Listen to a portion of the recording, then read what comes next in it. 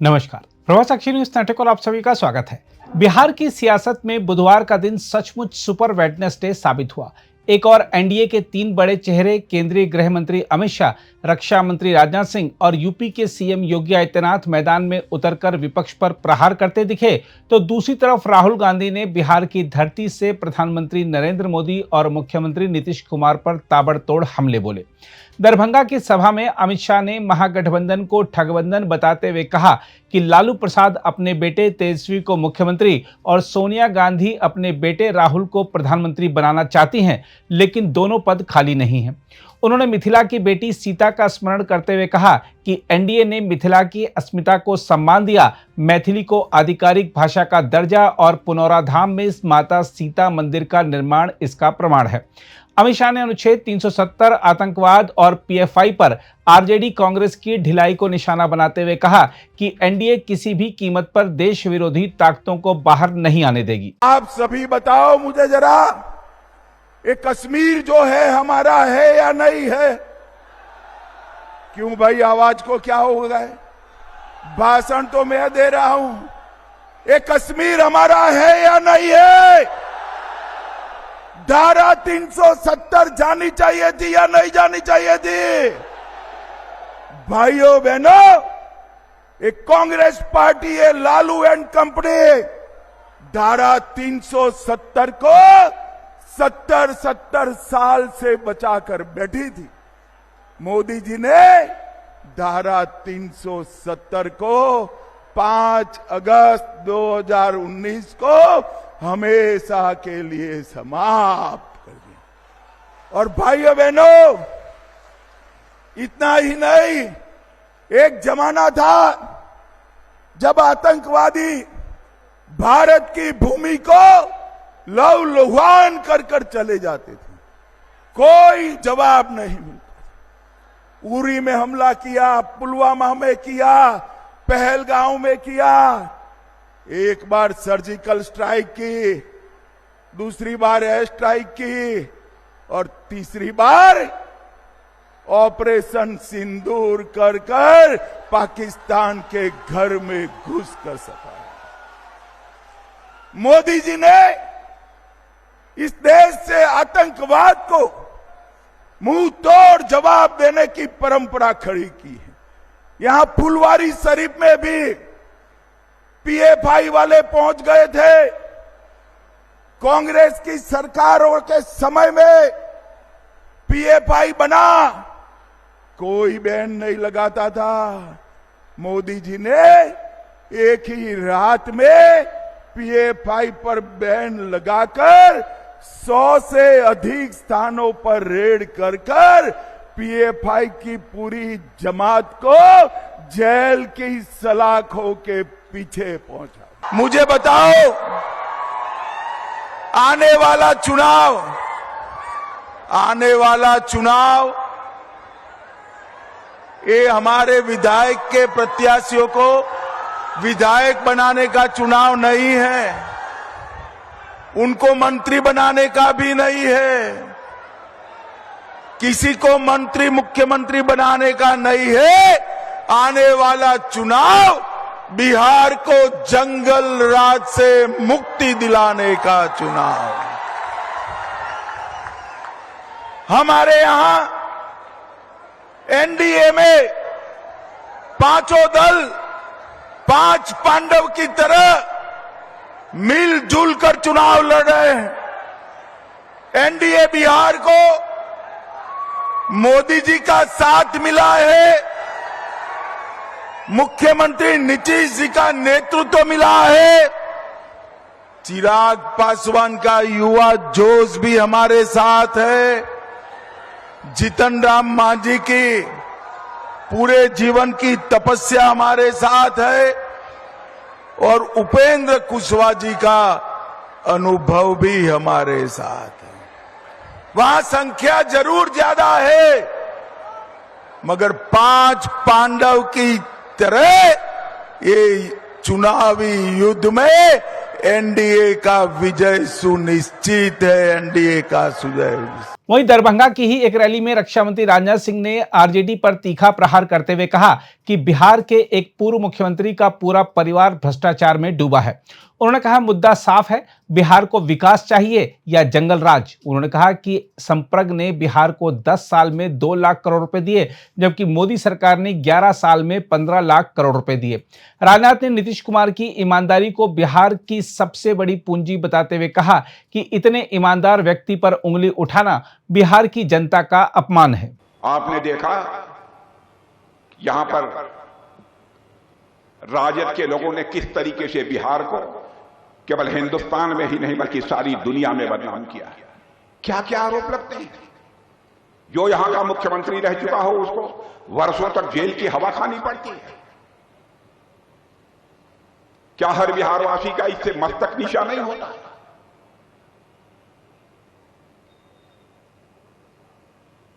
बहनों भाइयों, वही बिहार के वरिष्ठ नेता हैं, लेकिन मुख्यमंत्री रहते हुए राजद के उन नेताओं ने जो कुछ भी किया, आज पूरे परिवार के ऊपर भ्रष्टाचार का आरोप लगा हुआ है।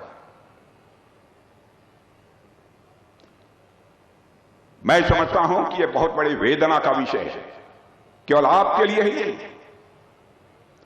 मनुष्य जीवन में सभी चीजों से समझौता कर सकता है मेरे बहनों भाइयों, लेकिन मान सम्मान स्वाभिमान से कभी समझौता नहीं कर सकता है। क्या आपको नहीं लगता है कि बिहार के बाहर आप जाते होंगे तो आपसे कोई कहता होगा कि वहां के जो मुख्यमंत्री रह चुके हैं 15 वर्षों तक, चारा घोटाले में उन्हें जेल की हवा खानी पड़ रही है, परिवार के सभी सदस्यों पर भ्रष्टाचार के आरोप लगे हैं। क्या आपका यह सब सुनकर मस्तक ऊंचा होता है कि मस्तक नीचा होता है। इसलिए मैं कहने आया हूं मेरे बहनों भाइयों कि आपने अभी अभी छठ का महापर्व मनाया है और मैं मानता हूं कि अभी बिहार चुनावी महापर्व मनाने की तैयारी कर रहा है।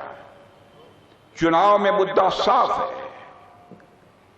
कि आने वाले वर्षों में बिहार को विकसित राज्य बनाना है या फिर उसे जंगल राज की ओर ले जाना है। यह फैसला यदि करना है तो आप सभी को यह फैसला करना है। और आप जानते हैं हमारे प्रधानमंत्री जी ने घोषणा की है कि भारत को हमें विकसित भारत बनाना है 2047 तक। और भारत विकसित भारत तभी बनेगा जबकि हमारा बिहार यह विकसित बिहार बनेगा, तभी यह संभव है। कोई आप में से कह सकता है, हमारे विरोधी भी ये कह सकते हैं, कैसे आपके प्रधानमंत्री मोदी जी भारत को विकसित भारत बना देंगे, दुनिया में सबसे धनवान बना देंगे 2047 तक। यह सवाल कोई पूछ सकता है। और बहनों भाइयों, अपनी बात आगे कहने के पहले मैं यह भी कहना चाहता हूं, हमारे प्रेस के मित्र यहां पर बैठे हैं, यहां पर बड़े जागरूक लोग हैं यहां के, यह भी मैं जानता हूं। हमारी कोई भी बात गलत हो, कोई भी बात गलत हो, तो मैं आपसे यह निवेदन करना चाहूंगा कि आप सार्वजनिक रूप से उसकी आलोचना करिएगा, मैं उसका स्वागत करूंगा। क्योंकि हमने जिंदगी में राजनीति की है तो जनता की आंखों में धूल झोंक कर राजनीति नहीं की है, जनता की नजरों में नजर मिलाकर मैंने राजनीति की।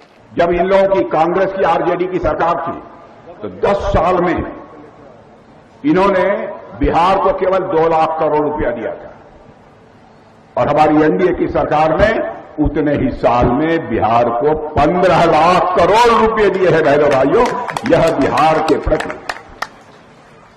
इनकी सोच है।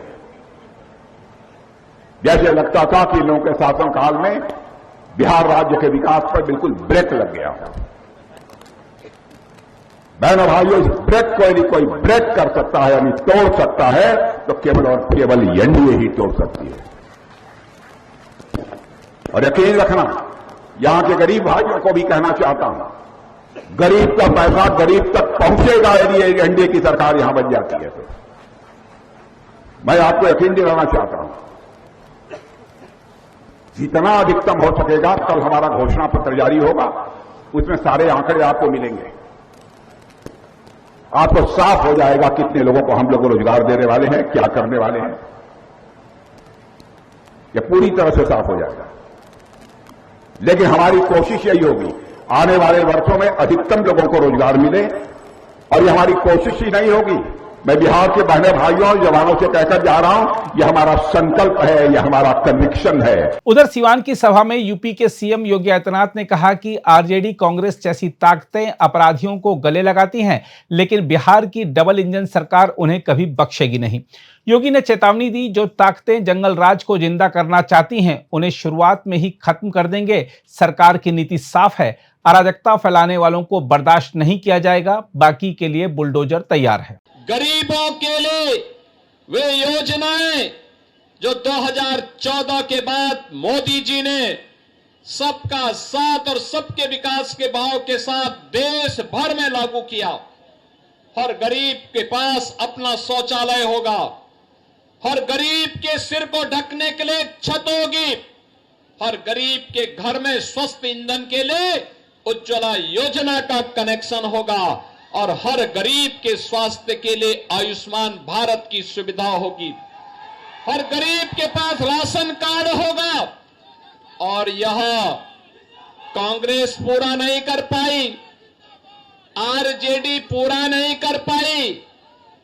आरजेडी पूरा करती कैसे? क्योंकि जो पशुओं का चारा खा जाए तो मनुष्य को तो सब कुछ टकार ही जाएगा। उन्होंने तो यही किया था, लेकिन मोदी जी ने कहा सबका साथ और सबका विकास। साथ सबका, विकास भी सबका। बिना भेदभाव के शासन की योजना का लाभ हर गरीब को, हर किसान को, हर नौजवान को, हर माता को, हर बहन को उपलब्ध हुआ। और परिणाम है, भारत में मोदी जी के कार्यकाल के दौरान 25 करोड़ लोग गरीबी रेखा से उभर करके सामान्य जीवन व्यतीत करने की ओर आगे बढ़े हैं, स्वावलंबन के पथ पर अग्रसर बढ़े हैं। एक नया भारत का दर्शन हो रहा है। बहनों और भाइयों, क्या ये कांग्रेस और आरजेडी अयोध्या में राम मंदिर का निर्माण करा पाती? आप मुझे बताओ, क्या बिहार के लोग अयोध्या में राम मंदिर बनने से खुश हैं कि नहीं है? है कि नहीं है? राम मंदिर बनना चाहिए था कि नहीं बनना चाहिए था? आप मुझे बताओ, कांग्रेस, आरजेडी और इनका एक पार्टनर उत्तर प्रदेश में समाजवादी पार्टी, ये सभी के सभी लोग राम मंदिर का विरोध कर रहे थे। कहते थे, कांग्रेस कहती थी राम हुए ही नहीं, आरजेडी ने कहा कि मंदिर नहीं बनने देंगे, और समाजवादी पार्टी राम भक्तों पर गोली चलाती है। हम कहते थे, तब भी कहते थे, गोली हो या डंडा हो, तब भी हम कहते थे कि रामलला हम आएंगे, मंदिर वहीं बनाएंगे। बन गया ना मंदिर? बन गया ना? कोई संदेह? तो एनडीए की, बीजेपी की सरकार जो बोलती है वो करके भी दिखाती है। हमने कहा था ना, माफिया राज का अंत करेंगे, हो गया ना माफिया। और मुझे अच्छा लगा, आपने बुलडोजर भी खड़ा कर दिया है माफिया के लिए। उत्तर प्रदेश में तो ये ऐसे दौड़ता है माफिया की छाती में कि फिर सपा और उसके पार्टनर्स को केवल और केवल उसके यहां फतिया पढ़ने का ही अवसर मिलता है, बाकी कोई अवसर ही नहीं मिलता है। भारत के यशस्वी गृह मंत्री जी ने कहा है, मार्च 2026 तक भारत को ताड़का, मारीच और सुबह रूपी नक्सलवाद, उग्रवाद और आतंकवाद से मुक्त करके रख देंगे। आप गृह मंत्री जी के संकल्प के साथ हैं या नहीं है? नक्सलवाद समाप्त होना चाहिए कि नहीं होना चाहिए?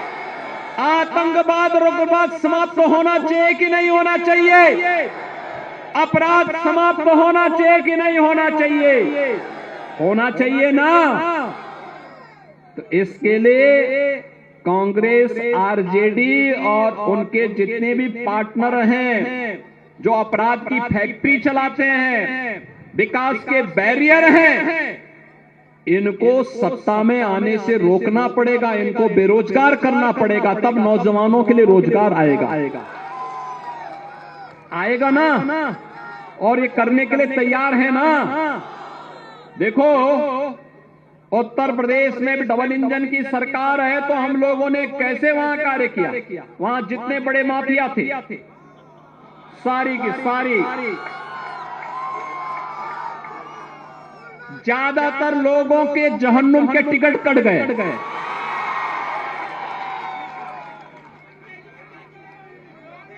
जो गरीब को मारेगा, बहन बेटियों की इज्जत के साथ खिलवाड़ करेगा, व्यापारियों का अपहरण करेगा, नौजवानों के रोजगार पर सेंध लगाएगा, तो उसके लिए तो यमराज के घर का ही टिकट होगा ना।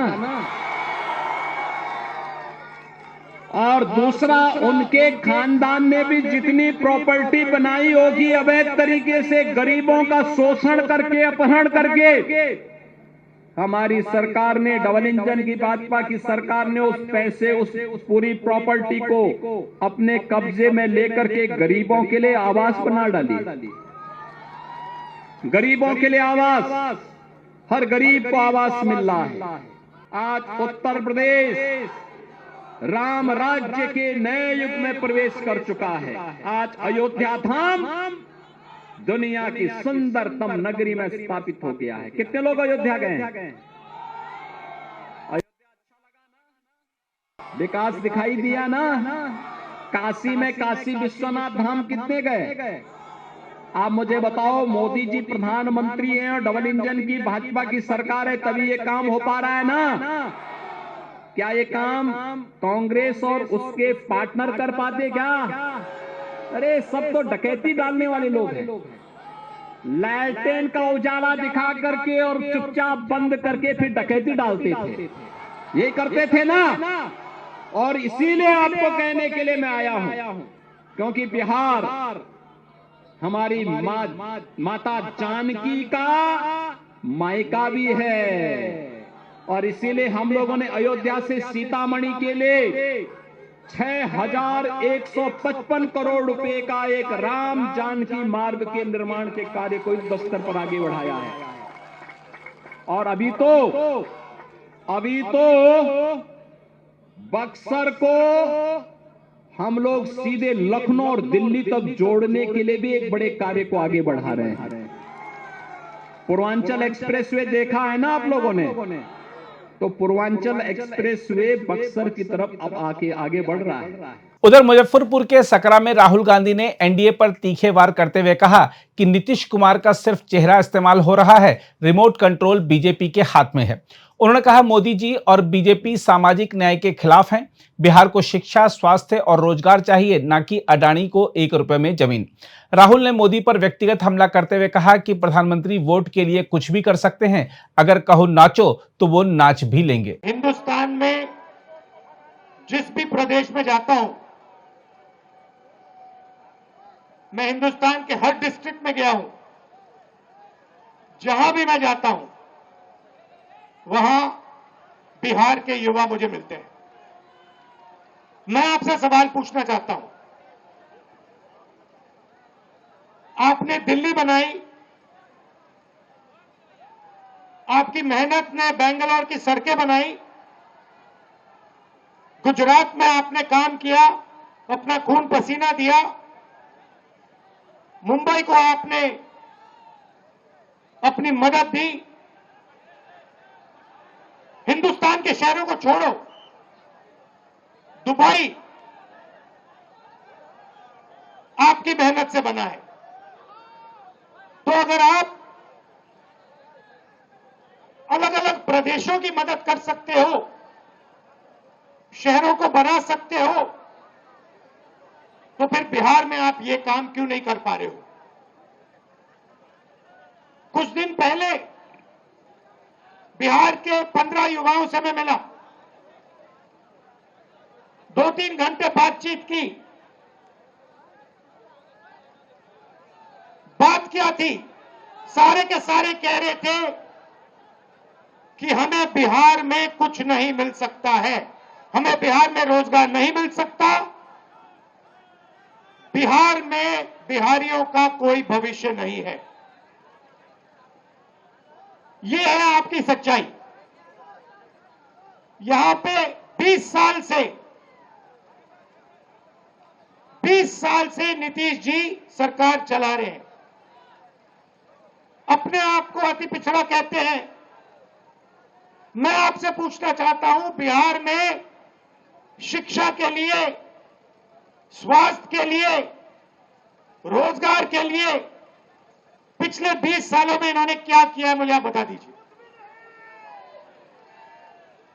क्या आप ऐसा प्रदेश चाहते हो जहां आपको कुछ ना मिले, अदानी जी को 1-2 रुपए में जमीन दी जाए और आपको रोजगार ना मिले? ऐसा बिहार हमें नहीं चाहिए। हमें वो बिहार चाहिए जिसमें स्वास्थ्य, शिक्षा, रोजगार हो, बिहारियों को भविष्य दिखाई दे। और जैसे आज आप दूसरे प्रदेशों में जाते हो, वैसे ही दूसरे प्रदेश से लोग आए और बिहार में आकर काम करना चाहें। ऐसा बिहार हम चाहते हैं।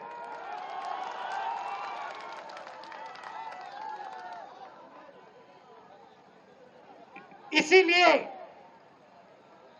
महागठबंधन, हमारे नेता तेजस्वी जी, सैनी जी, कांग्रेस पार्टी के नेता एक साथ खड़े हैं, क्योंकि हम एक बार फिर बिहार को सबसे आगे ले जाना चाहते हैं। देखा जाए तो बुधवार को बिहार में चुनावी जंग अपने चरम पर पहुंच गई। एनडीए के 3 शेरों ने महागठबंधन पर हमला बोला तो राहुल ने जवाबी तीर छोड़ा। साफ है, बिहार की धरती पर अब महाभारत का शंखनाद हो चुका है। एक और डबल इंजन की सरकार, दूसरी ओर सामाजिक न्याय का झंडा। कौन जीतेगा, इसका फैसला जनता के बटन से होगा। अगर आप भी लेना चाहते हैं देश दुनिया की तमाम जानकारी तो आज ही सब्सक्राइब करें हमारे चैनल को। साथ ही नीचे दिए बेल आइकन को जरूर दबाएं ताकि हर अपडेट आप तक पहुंच सके।